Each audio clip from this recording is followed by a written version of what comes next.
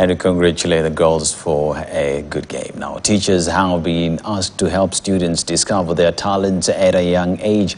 The call was made by parents who attended Sports Day at DePaul Primary School in Ruiru.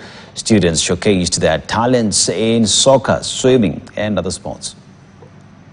This sport in our school is we have a chance of coming together, not in a very formal way like the way we do meetings for parents.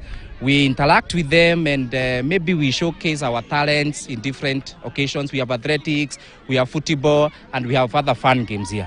We talk about identifying talent and nurturing them. Yeah?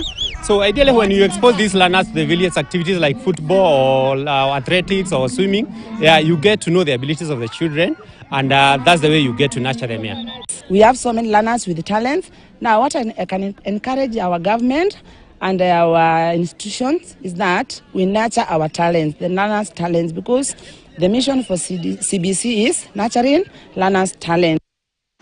Nyachomba Njaga clocked 52 seconds to stop